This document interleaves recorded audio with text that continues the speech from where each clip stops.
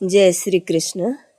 आज के इस वीडियो में आप सभी सुनेंगे माघ मास महात्म के अध्याय 20 की कथा।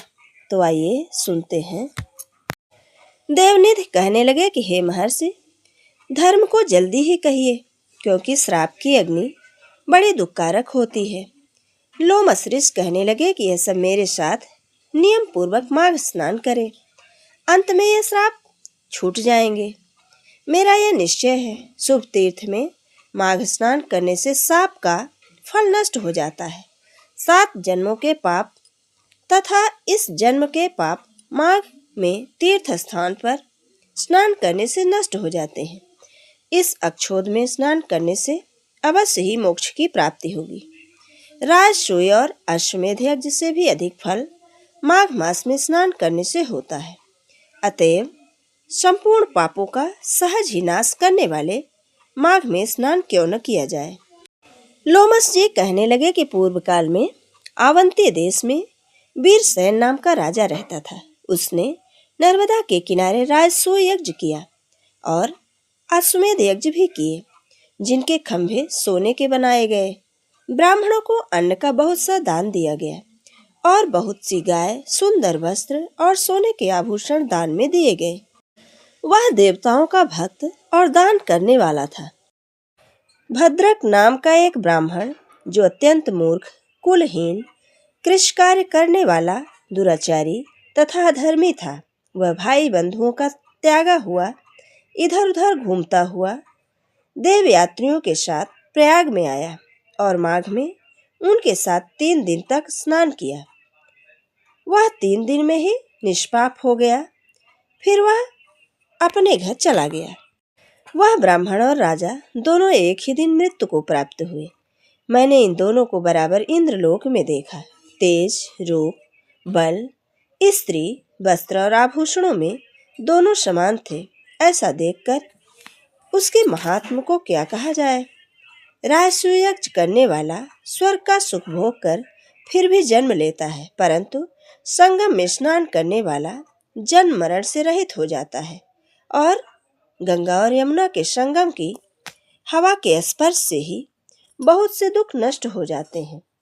अधिक क्या कहें, और किसी भी तीर्थ में किए गए पाप माघ मास में प्रयाग में स्नान करने से नष्ट हो जाते हैं।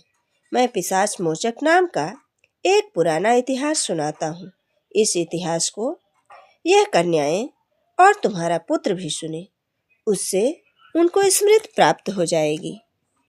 पुराने समय में देवदूत नाम का बड़ा गंभीर और वेदों का पारंगत एक वैष्णव ब्राह्मण था।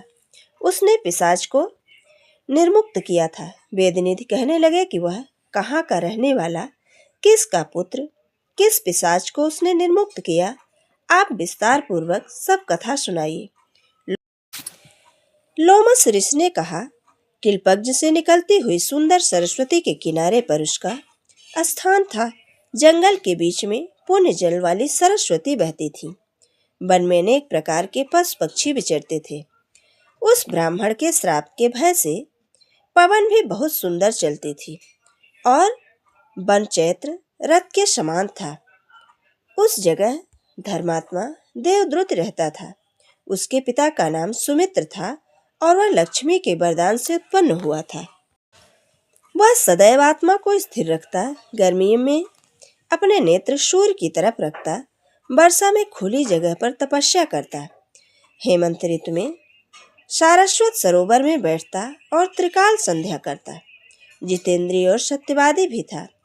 अपने आप गिरे हुए फल और पत्तियों का भोजन करता था।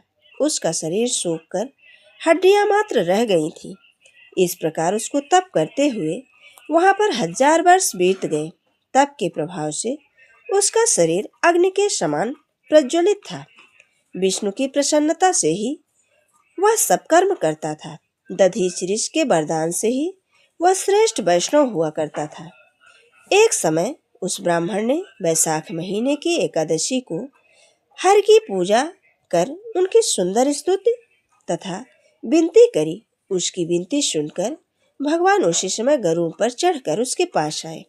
ये थी माघ मास महात्म के अध्याय 20 की कथा। आगे की कथा हमारी अगली वीडियो में। जय श्री कृष्ण। राधे राधे।